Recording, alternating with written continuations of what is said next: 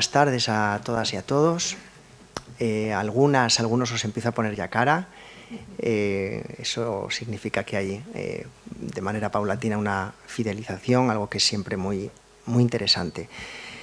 Continuamos con este ciclo de actividades culturales, de conferencias en torno a esta exposición cápsula que inaugurábamos hace apenas un mes, Un Dalí viene a verme, a propósito de una reciente adquisición por parte del Ministerio de Cultura con destino a este museo, ese poemario de Iván Gol, que está ilustrado con una dedicatoria quijotesca. Quizá ese ha sido la idea, fuerza, el motor que nos ha movido a organizar este programa cultural, estas actividades en torno al ámbito, en un sentido muy amplio de la palabra, del surrealismo.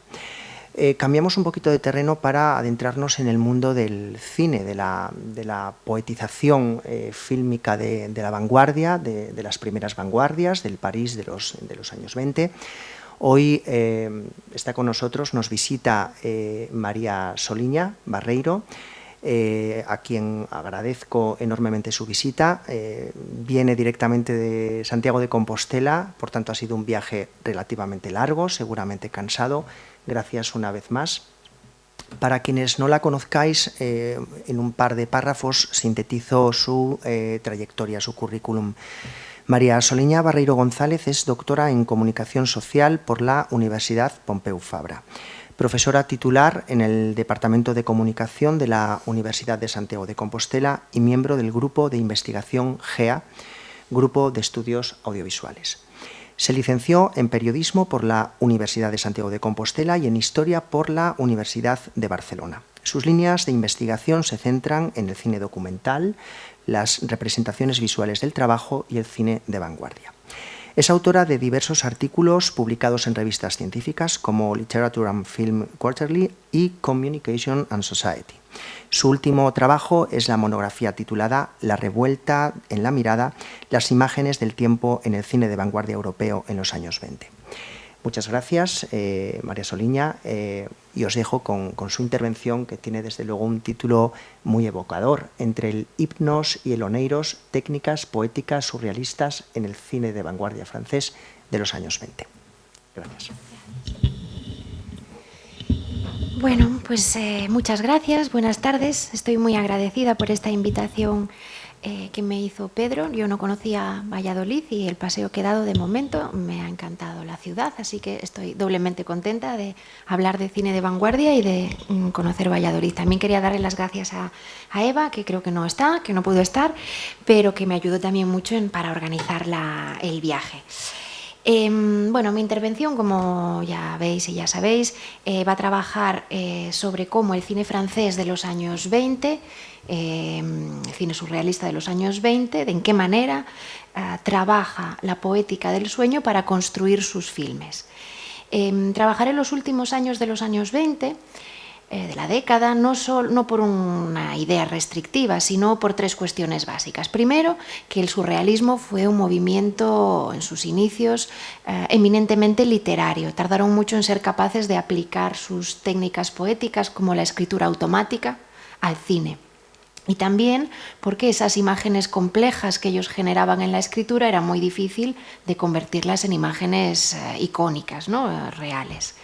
Después porque muchos de los cineastas, algunos de los cineastas que se dedicaron al cine surrealista, en realidad estuvieron mucho tiempo trabajando en el cine dadaísta, como Hans Richter o Man Ray. Y finalmente, el otro motivo es la pugna, la polémica entre cómo articular poéticamente el sueño, si como himnos o como oneiros. Ahora veremos las diferencias, y también por dinámicas internas del grupo, enfados y todas estas cosas que ya hablaremos.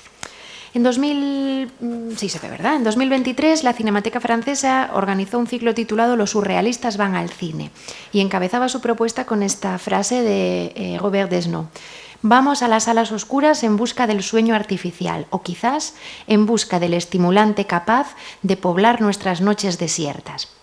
Ellos, aunque escribían, iban al cine comercial, a cualquier cine, en busca de lo maravilloso, lo que ellos llamaban los embarcaderos del sueño. Para ellos el cine eran esos embarcaderos del sueño, porque en realidad el cine es el medio más parahipnótico, ¿no? En la sala, la oscuridad, las imágenes que surgen de la pantalla.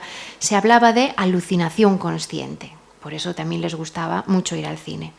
Esa idea del acceso al inconsciente para conocer qué es lo que sucedía, Freud la empleaba para curar distintas patologías, ¿no? A través de la palabra, Sigmund Freud, el neurólogo vienés, quería curar los malestares psiquiátricos o psicológicos a través de contar los sueños.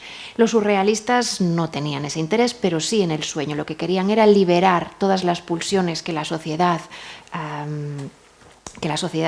hacía que estuvieran frustradas a través del sueño. Querían usarlo como liberador. Esa explicación más freudiana, más de curación, apareció en algunas películas como Misterios de un alma, de Wilhelm Past, que se vio ayudado en el guión por dos colaboradores de Freud, por Abrams y por Sachs, pero sin más explicaba estas dinámicas de cómo contar los sueños podía curar, ¿no? Si Freud fue de una enorme influencia para todas las artes de los años 20 y para la vanguardia, la influencia freudiana y del sueño en el surrealismo llega con la guerra. La Primera Guerra Mundial contó entre sus filas con un gran número de artistas de vanguardia, como soldados, como dementes, como desertores, como todo tipo de funciones. Aquí tenemos estas fotos, aquí está André Breton, que trabajó asistiendo a un psiquiatra, Raoul Leroy, en el centro psiquiátrico de la Segunda Armada de Saint-Dizier. Y aquí abajo una serie de cartas que Bachet, un amigo de Breton, también cercano al surrealismo, escribía desde el frente o, bueno, desde como soldado, digamos. Breton quedó fascinado con este trabajo. Durante la batalla de Verdún, en el año 16, escribió «Demencia, paranoia, estados crepusculares, oh, qué poesía alemana, Freud y Kraepelin». Y fue así como comenzó, según él, con los pacientes trabajar sobre los sueños, sobre las asociaciones de ideas descontroladas y todo este tipo de cosas que, según él, constituirían el punto de partida de casi todo el material surrealista. De hecho, en el manifiesto surrealista habla de Freud y dice, al parecer, solo al azar se debe que recientemente se haya descubierto una parte del mundo intelectual que, a mi juicio, es con mucho la más importante y que pretendía relegarse al olvido. A este respecto hay que reconocer los descubrimientos de Freud, que han sido de decisiva importancia. Es en este contacto con el con el sueño, con Freud, con las asociaciones descontroladas, que escribe junto a Philippe Soupault el primer libro que se considera incontestablemente surrealista y en absoluto dadaísta, según André Breton. Entonces, además de trabajar el sueño, de trabajar con la escritura, empezaron a querer trabajar el cine. Así que en lo que nos centraremos es cómo trataron de abordar el sueño aplicado poéticamente con una función también liberadora al cine. Y ahí, para entrar en cómo lo hicieron, ellos recurrieron a la tradición griega. En la tradición griega, Hipnos y Oneiros eran dos dioses menores relacionados con el sueño que solían aparecer en los templos dedicados a Esclepio, que es este de aquí, se ve, ¿verdad? Sí, Escolapio, o su hija Igeia. Este es el dios de la medicina y esta es su hija. Y aquí abajo vemos a Hipnos. Oneiros no era muy representado, parece ser. Aparecían en estos templos que se caracterizaban por que en ellos había incubación. ¿Qué es esto? Cuando alguien tenía un problema o una enfermedad, esto es un reflejo, bueno, un friso de una incubación. Iba a ese templo, pasaba allí la noche, en teoría Hipnos y Oneiros le ayudaban a dormir y llegaba a una solución a su problema o a su enfermedad después de pasar allí la noche, ¿no? Entonces, en realidad, la función ritual es especulativa e indirecta. No quedan testimonios clarísimos para los especialistas en rituales, pero en la cultura, tanto griega como romana, como en la cultura contemporánea nuestra, sí, himnos y oneiros tienen un papel muy importante. Himnos sería la experiencia del sueño, esa extrañeza chocante, inquietante de las cosas que no acaban de encajar. Y oneiros sería el sueño soñado en sí mismo, es decir, el contenido onírico de lo que se sueña. Además, hay una serie de relaciones, por ejemplo, el hermano de Himnos es Tánatos, la muerte. Los hijos de Himnos pues son Morfeo, el que da forma a los sueños, Fantasio, el que hace los sueños extraños. Bueno, es todo una semántica de dioses relacionadas con ello. Vamos entonces a iniciar el análisis de estas primeras películas surrealistas. El 6 de junio de 1929, Luis Buñuel se llenó los bolsillos de piedras, o eso dice él, en sus memorias, y fue al estudio de las Ursulinas, una pequeña sala en el barrio 5 de París, al estreno del filme que había hecho con su amigo Salvador Dalí, Un chant andalou. Tenía la idea de que si no les gustaba el filme a los espectadores, que serían, según él, un grupo de burgueses y snobs, los apedrearía. Pero resulta que les encantó, y entonces tuvo que deshacerse poco a poco de las piedras. Entre el público estaba Picasso, Le Corbusier y André Breton, que es como el jefe del grupo surrealista. Y a André Breton le encantó. Enseguida invitó a Buñuel a que entrara en el grupo surrealista. La productora de esta película radical, Un perro andaluz, era una señora aragonesa, María Portolés Cerezuela, que le dio a su hijo 25.000 pesetas para hacer una película sobre Ramón de la Serna, e hizo esto. Ella nunca vio la película, dice Buñuel. Se grabó en 15 días en París. Dalí llegó solo al final, pero sí que la escribieron juntos. La escribieron juntos en Figueras, en la casa familiar de Dalí, y como lo hicieron, según Buñuel, siguiendo una regla muy simple, adoptada de común acuerdo: no aceptar idea ni imagen alguna que pudiera dar lugar a una explicación racional, psicológica o cultural, abrir todas las puertas a lo irracional, no admitir más que las imágenes que nos impresionen sin tratar de averiguar por qué. Un perro andaluz dura 16 minutos y en esos 16 minutos trastorna las concepciones de tiempo que tenemos heredadas de la Ilustración, la racionalidad, mientras una pareja se sigue tratando de consumar un deseo que no consigue consumar. Probablemente 100 años después, ahí vamos. Alguna de las imágenes que más recordamos es el ojo rasgado o las hormigas saliendo de la mano, ¿no? Me gustaría que viéramos el inicio para comentar lo que es el del ojo rasgado. Esta imagen aparece solo en la última versión de montaje de la película, lo que es curioso porque es casi la más conocida, ¿no? Si bien algunas personas consideran que es un castigo al voyeur, a mí me parece que se puede pensar de la siguiente manera. Aquí tenemos a Luis Buñuel, que es la primera y única vez que aparece, es decir, la primera secuencia de todo su cine, aparece él, insomne, y lo que hace es abrirnos los ojos al mundo surreal, ¿no? Al abrir los ojos, al cortar el ojo convencional, nos propone acceder a un mundo nuevo. Y claro, esto no es onírico, esto no es el contenido de un sueño, esto es agresivo, duro, un choque, ¿no? Es la experiencia, es el himnos, ¿vale? Aunque Dalí llegó tarde al rodaje, acudió al rodaje y de hecho aparece también en la película, ¿no? En esta secuencia, la frustración sexual de no acabar de encontrarse supone que del interior de su cuerpo emerjan insectos. Los insectos era algo también muy habitual en ese universo inquietante del surrealismo. Esta imagen de la mano con las hormigas saliendo de ella la soñó Dalí, y las hormigas se las facilitó Pepín Bello, un compañero de ellos de la residencia de estudiantes. En este filme hay todo tipo de fetichismos, como este del sobaco erizo, que también es de Dalí. Hay una relación entre el deseo y la destrucción.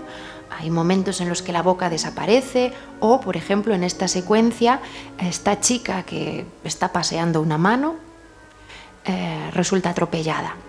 Y el actor principal, Bakchev, lo mira desde la ventana, y cuanto más intuye que la muerte se acerca a esta muchacha, más se excita, ¿no? Esa idea del voyeur, también muy habitual en el surrealismo, ¿no?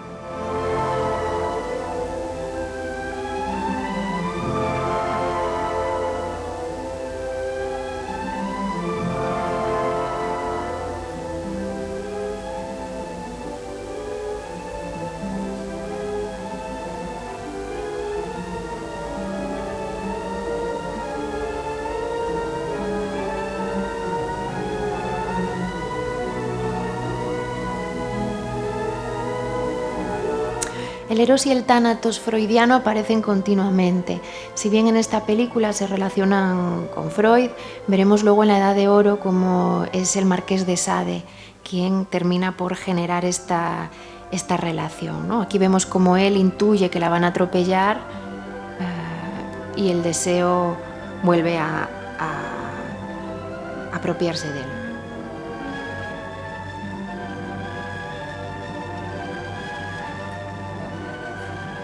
Sí, esa está resonorizada más tarde, sí, sublime, ¿no?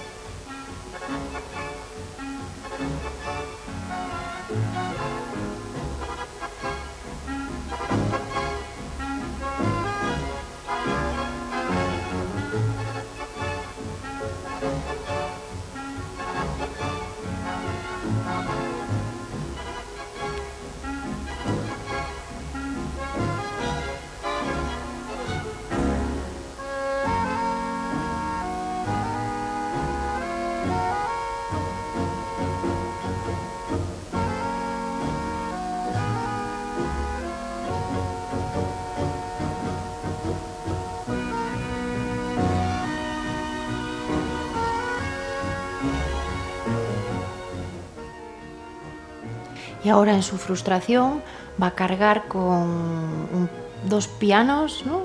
2 burros muertos y un par de curas. A Buñuel y a Dalí les encantaba disfrazarse de curas en los momentos más inapropiados muchas veces, ¿no? Creo que cuando fue a grabar Las Urdes un día fue vestido de cura, bueno, eso les gustaba mucho a ellos. Bueno, entonces su frustración lleva esa carga, ¿no? Esos impedimentos a la consumación del deseo. Y vamos a ver que uno de los 2 curas que va arrastrando es Dalí.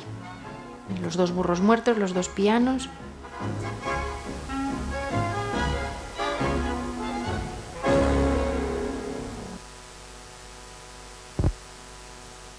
Ahí está, veis a Dalí, ¿no?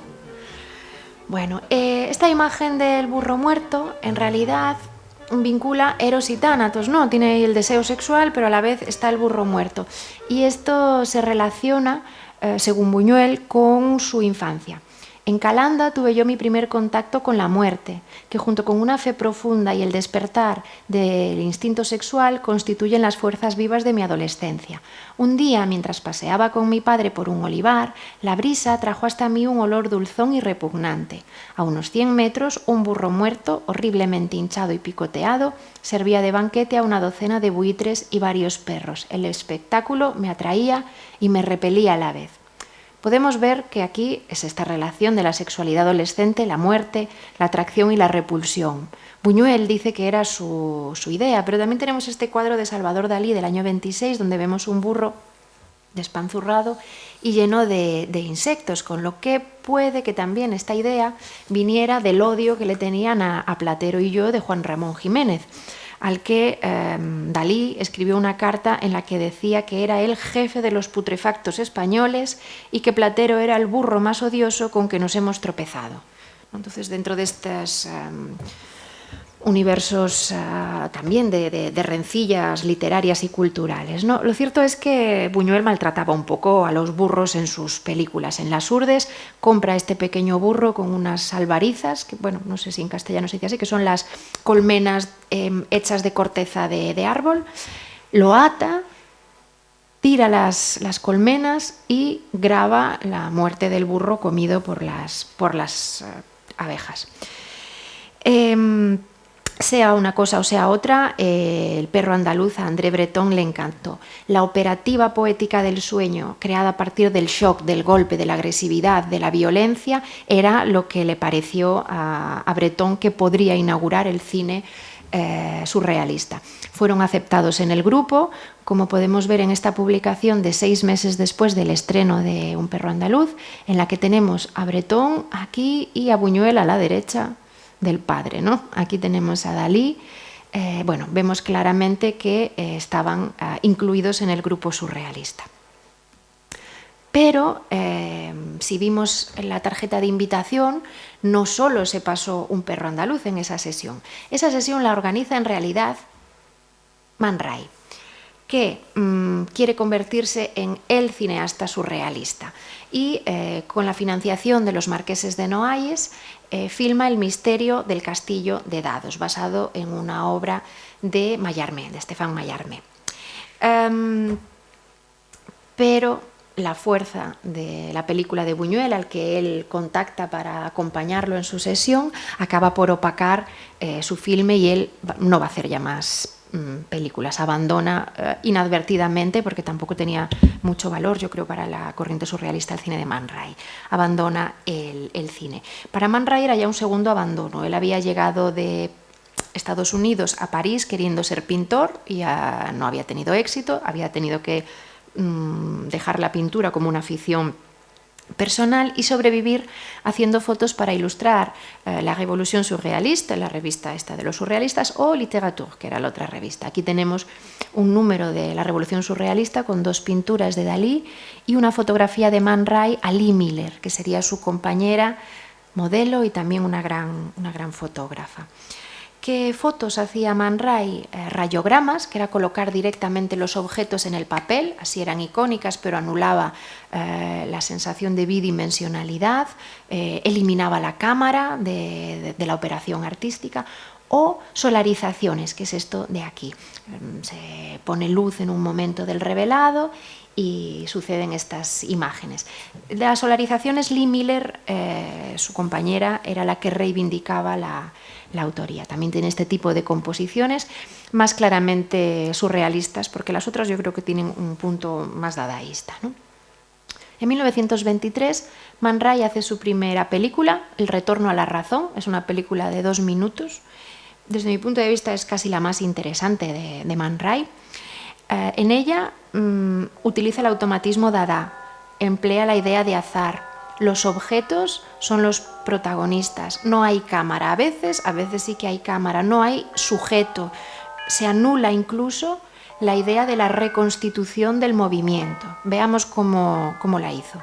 Dice: me procuré un rollo de película de una 30 de metros, me instalé en mi cuarto oscuro donde corté la película en pequeñas bandas, que sujeté con alfileres sobre mi mesa de trabajo. Salpimenté algunas bandas, sobre otras puse alfileres al azar, los expuse a la luz blanca unos segundos, como solía hacer para los rayogramas inanimados. Al día siguiente examiné mi trabajo. Las imágenes no estaban separadas como en un filme convencional. ¿Qué sucedería en la pantalla? Al final añadí algunas imágenes que había filmado con la cámara. La proyección no duraría más que 3 minutos. Pasara lo que pasara, pensé, se habrá acabado antes de que los asistentes tengan tiempo de reaccionar. vemos que no hay narrativa, no hay tiempo, no hay espacio, los objetos no tienen volumen, solo hay luces y sombras, rompe con la persistencia retiniana, ¿no? Que es la reconstitución del movimiento. El cine son fotogramas, fotos separadas que al pasar rápido nos dan la sensación de que hay movimiento, pero aquí no hay eso, no reconstituye el movimiento, ¿no? Es una puesta en abismo del propio dispositivo fílmico.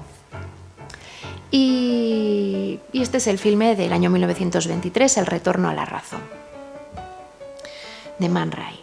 Es un filme claramente dadaísta, que es también lo que os decía al principio, ¿no? Que también se retrasa un poco la llegada del cine surrealista por esta experimentación dadaísta.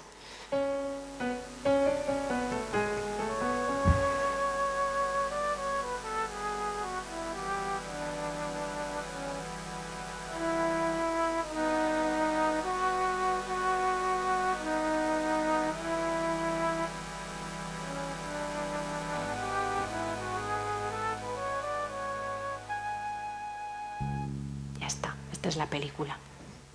En 1926 él filma otra película, 3 años después, Emak Bakia, en la que podemos encontrar como una fractura en la mitad. La primera mitad es dadaísta y la segunda mitad intenta acercarse al surrealismo. Uno de los elementos que vemos que nos dice que quiere acercarse al surrealismo es esta atribución, ¿no? Autoatribución de cinepoema, ¿no? Como el surrealismo era más literario, vamos a hacer un cinepoema surrealista. En la primera mitad, como digo, es más dadaísta. Vemos aquí, este es Man Ray con una cámara de muchos objetivos, los ojos proyectados. Podemos entender que esto es un ojo dadaísta, un ojo no real, que a partir de lo material, podríamos entender que estos son los aluros de plata de la película que, estimulados por la luz, se convierten en el objeto, ¿no? Es una película muy objetual, con muchas cosas en común con El retorno a la razón que hemos visto, pero en la segunda parte entra en juego técnicas surrealistas. Entran elementos oníricos, agua, y sobre todo vamos a ver que la película se abre con un ojo dadaísta y se cierra con un ojo surrealista. Esta es Kiki de Montparnasse, Alice Prince, que era una artista diva de la época, que se despierta de su sueño, que la película era el sueño, abre los ojos reales, cierra los ojos del sueño, los que lleva pintados en los párpados, ¿no? Entonces aquí claramente el tránsito del ojo dada al ojo surreal se ha ejecutado simbólicamente, ¿no? Pasamos de este ojo dadaísta a este ojo surrealista, el ojo del sueño. Emak Bakia es como, en teoría está en euskera, pero creo que tiene un error, déjame en paz. Pero bueno, en fin, déjame en paz, pero bueno, es así, es dadaísta, ¿no? Es decir, una palabra en euskera para poner. Hablábamos antes que hay una película de Óscar Alegría sobre por qué es Emak Bakia, ¿no? Que era una casa, la casa de Emak Bakia. Bueno, Jean-Michel Dugafour dice que todas las películas de Man Ray trabajan para romper el vínculo subjetivo sobre el que reposa tradicionalmente la mímesis, es decir, que una cosa cinematográfica es igual al objeto que filma, para poner en el centro de sus preocupaciones el automatismo, es decir, el trabajo automático o liberar la conciencia, el subconsciente, vaya. Bien se ha comprendido una acepción física dadaísta en Le Retour à la Raison, bien que se desplace posteriormente con el surrealismo hacia una actitud más psicológica. Bueno, tenemos entonces estas dos fases de Man Ray. Sus dos últimos filmes, La estrella de mar del año 28 y El misterio del castillo de dados, que es la que se estrena con El perro andaluz, se basan en obras surrealistas. Quiere asegurarse ese vínculo con los surrealistas, quiere ser el cineasta surrealista. La estrella de mar está basada en un poema de Robert Desnos. El filme comienza abriéndose este ventanuco y entramos a ese universo onírico en el que un hombre y una mujer tienen una relación con todos los elementos de una posible relación que no termina por consumarse. Finalmente se cierra ese ventanuco y casi toda la película vemos esta imagen gelatinosa, una gelatina puesta en el objetivo de la cámara, con estrellas de mar, que tiene un cierto simbolismo de lo hermafrodita, fracturas de superficies, la gelatina, el cristal y de nuevo estrellas de mar. Y luego en el año 29 los vizcondes de Noailles le financian una película que tiene como condición filmar su casa, su castillo. Y entonces Man Ray toma un texto de Stéphane Mallarmé y intenta hacer este gran filme surrealista que lo llevaría a ser el cineasta surrealista, pero que al final fue el último que hizo. Vemos que tenemos la idea de azar, la idea de lo inquietante, lo inanimado. Una mano de madera es la que decide que los viajeros salgan de París hasta el castillo donde se desarrolla la película. Tenemos elementos que previamente se han visto en otros filmes, como las estrellas o las solarizaciones. Pero lo que vamos a ver es que en realidad es una película que a nivel cinematográfico no tiene cuerpo. Funcionarían como fotogramas quietos, como fotografías, pero en movimiento no funciona. Y veremos que sobre todo es onírica, aunque intenta, pues eso, referencia a la literatura, algo inquietante, secuencias, pues veremos esta del piscinema, ¿vale? Lo que en realidad hace es desmaterializar la imagen a través de un onirismo acuoso, pero no tiene ese golpe, esa dureza, ¿no?, del cine de Buñuel, del hipnos, es el oneiros, ¿vale? Además, esta idea del agua era muy utilizada en el cine francés, no surrealista, como parte de un cierto simbolismo, ¿no? Vemos que en el fondo ese interés que él tenía en el retorno a la razón, que eran sombras, imágenes planas, ¿vale? Bueno, no os leo, tengo aquí anotada la traducción. Lamentad del tiempo del cielo en la tierra, caminad y respirad en un pueblo de Dios, donde Venus Astartea es la hija de la ola amarga. ¿Vale? Es el texto de Mallarmé. Entonces, pasa, tú que sigues esta bella sombra que deseas. En realidad lo que está haciendo es grabando la piscina de los Noailles, ¿no? Con un onirismo que se basa en el agua, las sombras, ¿no? No trabaja esa idea de sueño, de inquietante, introduciendo la literatura, el azar con los dados, este elemento inquietante que todos llevan como máscaras de esgrima, no se les ve la cara, pero lo que le interesa a él es la materialidad, el objeto, la luz, la negación de la cámara, todo son temáticas o trabajos puramente dadaístas, ¿no?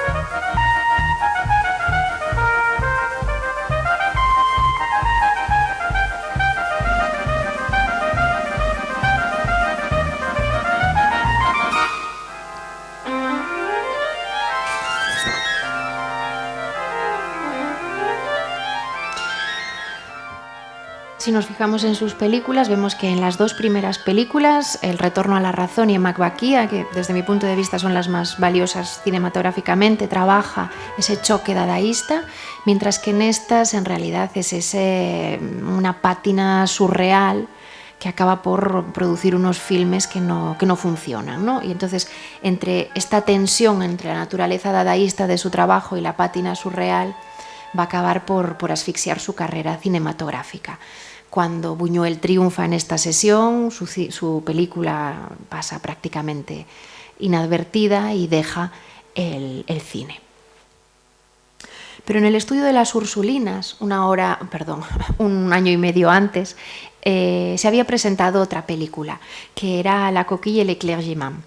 Era una película filmada por Germaine Dulac, La Concha y el Clérigo, con un guión de Antonin Artaud.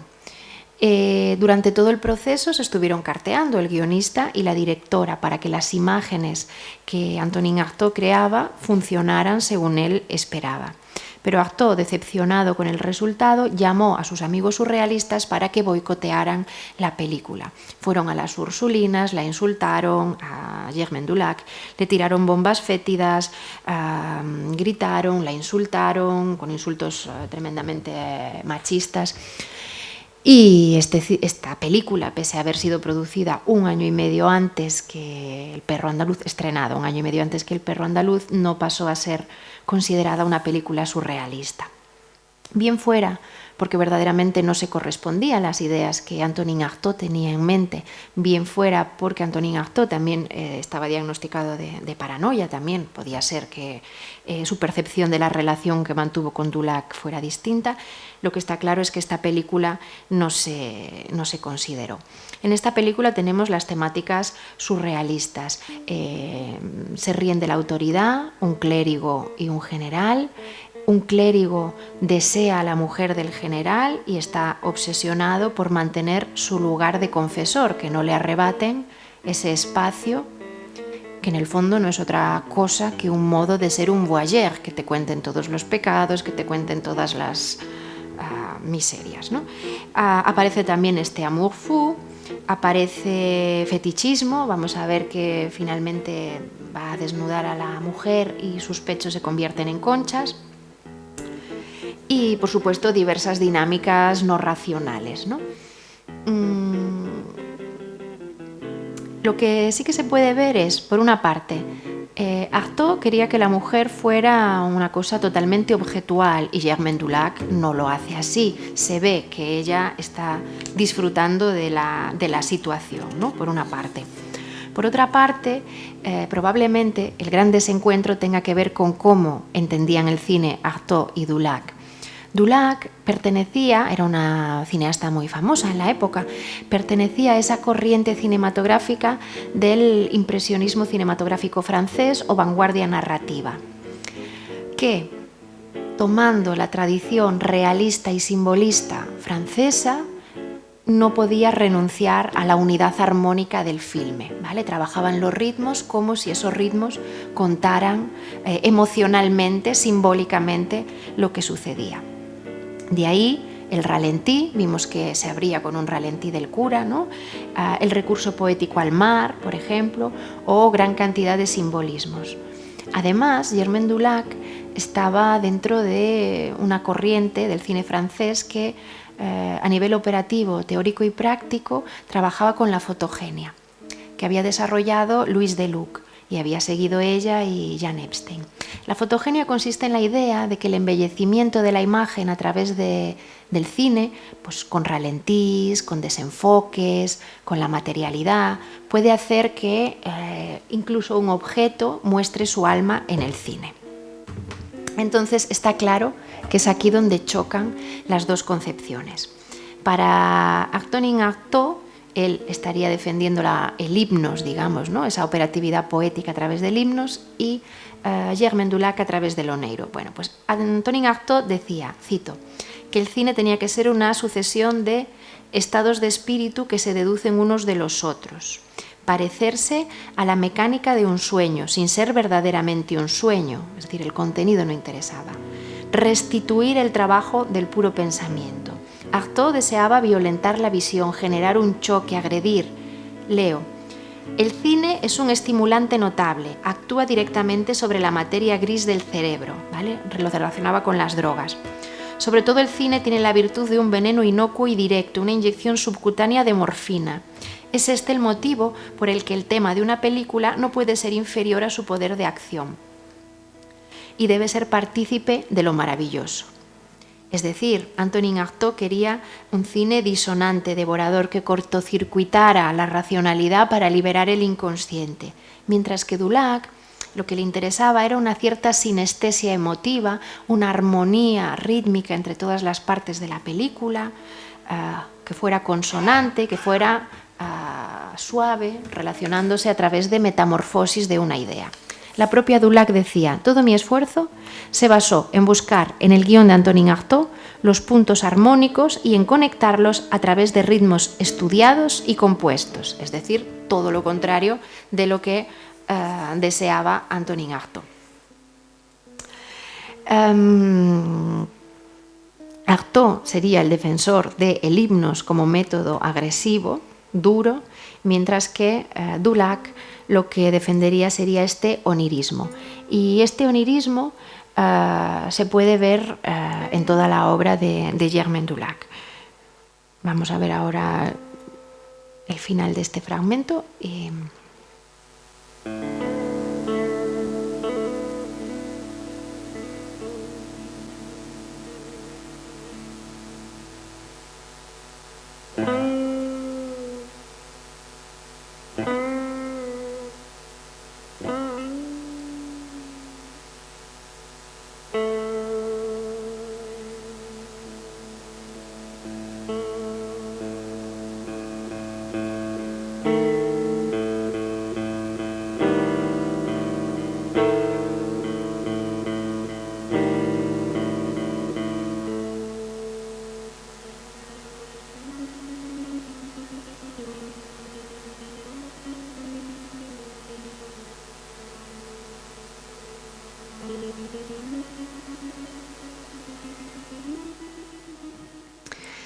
Esta idea de la subjetividad a través del movimiento pues se ve muy clara en la obra de Dulac. Por ejemplo, este filme, La Souriante Madame Baudet, recrea los estados de ensoñación de una esposa insatisfecha que se imagina que mata a su marido, que se imagina con amantes, es decir, totalmente onírico, ¿no? O Celles que s'en font, en la que a través de la música y de la fotogenia, veis esta belleza de la imagen, recrea la melancolía de los habitantes de un barrio, ¿no? Entonces, como vemos en este choque entre el himnos más de Artaud y el oneiros más de Germain Dulac queda fuera de ese panteón de filmes surrealistas, ¿no? Vemos que ella era una mujer cineasta, directora bien conocida, además de la portada de esta revista del año 23. Aquí está con Griffith, el cineasta americano, ¿vale? Y no solo ella queda fuera. En 1930 los vizcondes de Noailles financian dos películas. Una, La sangre de un poeta, de Jean Cocteau, y otra, La edad de oro, de Buñuel. Cocteau presenta este filme, que probablemente se pueda considerar surrealista si nos atenemos a cuestiones formales y de desarrollo, temáticas, poéticas, pero lo detestan. No consideran que su filme sea surrealista y se ríen de él tergiversando el título y diciendo, en vez de la sangre de un poeta, la menstruación de un poeta, dentro de un ataque probablemente homófobo, ¿no? a Cocteau, que era homosexual y católico. Entonces, pues no entra tampoco Cocteau en este grupo. Los vizcondes de Noailles financian la que podríamos decir entonces que sería la última película aceptada por el surrealismo, La edad de oro. Buñuel y Dalí quieren volver a colaborar, entonces pues Buñuel va a visitar a su familia de vacaciones y después de visitar a su familia va a Figueras a repetir el modo de trabajo con Dalí. Según Buñuel, llega allí justo en el momento en el que el padre de Dalí lo echa de casa. Y entonces se tienen que ir a Cadaqués. Este es una fotografía que le hizo Buñuel y ahí está Dalí y Gala. En Cadaqués se ponen juntos a trabajar en el guión, pero Buñuel dice: allí nos ponemos a trabajar 2 o 3 días, pero a mí me parece que el encanto de un perro andaluz se ha perdido por completo. Era ya la influencia de Gala. No estábamos de acuerdo en nada. Cada uno encontraba malo aquello que proponía el otro y lo rechazaba. Aunque en los créditos Buñuel sí que incluye a Dalí, y Dalí dice que la película está muy bien, el desencuentro no se solucionará y se separan, ya no vuelven a trabajar más juntos en cine. Por una parte es un desencuentro personal, como sugiere en relación a Gala, y por otra parte es un desencuentro político. En esa época muchos miembros del surrealismo se estaban afiliando al Partido Comunista. Paul Éluard, por ejemplo, a quien Gala deja para irse con Dalí. En el año 31 probablemente Buñuel se afilia al Partido Comunista de España, o Luis Aragón, que regala al Comité Central del Partido Comunista de Francia la Mona Lisa de Duchamp, ¿no? Y por su parte, Dalí no se opone al franquismo, acaba siendo la figura excéntrica del franquismo, incluso pintando a la nieta de Franco a caballo. Buñuel en la República trabaja en España, hace las urdes y durante el exilio poco a poco va reconstruyendo su carrera cinematográfica. Dalí tuvo siempre mucho interés en seguir trabajando en cine, pero no le salían los proyectos. Lo único que le salió concretamente es Los decorados de Recuerda de Hitchcock, que también trabaja el psicoanálisis, en el que aparece esta imagen de un hombre cortando un ojo, ¿no? Y a partir de ahí se entra en el sueño, ¿no? Que nos engancha con esa primera imagen de un perro andaluz. Bueno, tras no entenderse Buñuel y Buñuel se marcha a la villa de los vizcondes de Noailles, esa que había filmado Man Ray en su película, a escribir el guión. Bueno, casualidad o no, la vizcondesa de Noailles era nieta por parte materna, tataranieta por parte materna del marqués de Sade. Y el marqués de Sade y las 120 jornadas de Sodoma tienen un peso esencial en la Edad de Oro. Voy poniéndoos un fragmento, ¿vale? Que es un poco largo. Dice Buñuel: fue poco antes de hacer la Edad de Oro, me impresionó mucho. Robert Desnos me había hablado de Sade, al que yo no conocía. Me prestó las 120 jornadas de Sodoma, el mismo ejemplar que habían leído Proust y Guidé, porque antes no se editaba Sade. La edición era de un profesor alemán, solo tiró 10 ejemplares en 1905, y ese ejemplar era el único de Francia. En Sade descubrió un mundo de subversión extraordinario, en el que entra todo, desde los insectos a las costumbres de la sociedad humana, el sexo, la teología, en fin, me deslumbró realmente. En esta película, él aquí ahora está frustrado otra vez sexualmente. Vuelve a ser el mismo tema, dos personas que se atraen, se persiguen y no terminan de consumar el deseo, ¿no? Entonces, esta película empieza como un documental de naturaleza sobre escorpiones. Hay la cuestión de los insectos, o que no son insectos, son artrópodos, pero bueno. Después, hay una cosa de unos bandoleros. Después, este actor, Modot, persigue a Lee Alice, que intentan juntarse y no son capaces porque la burguesía los separa, porque la iglesia los separa y porque el capitalismo los separa. Es decir, Buñuel está aquí, según él, trasladando la rebelión no solo porque sí, no solo el escándalo, sino, dice él, quiere ser un ataque a la burguesía, a la familia, a la patria y la religión. De hecho, en su frustración sexual, Pachev, el protagonista de Un perro andaluz, arrastra pianos y burros muertos y curas. Pero aquí él, bueno, tira cosas un poco aleatorias a veces, ¿no? Un árbol ardiendo, una jirafa, pero tira un obispo, que, bueno, no sé, ya sé, esta película tiene casi 100 años, pero me sigue pareciendo súper divertido el obispo, no sé, en fin, cayendo por la ventana. Y hay muchas, ahí está el obispo, hay muchas secuencias, en fin, hay muchas secuencias en las que se critica a la familia. Por ejemplo, un padre lo molesta a su hijo y le pega un tiro y lo mata, ¿no? La familia burguesa. Y finalmente, la parte final de la película, se cuentan las 120 jornadas de Sodoma y aparece Jesucristo en las 120 jornadas de Sodoma. Y esa es la parte, obviamente, más polémica de la película, ¿no? Por mucho que Los vizcondes de Noailles fuera ella nieta de Sade, pues el escándalo fue mayúsculo, ¿no?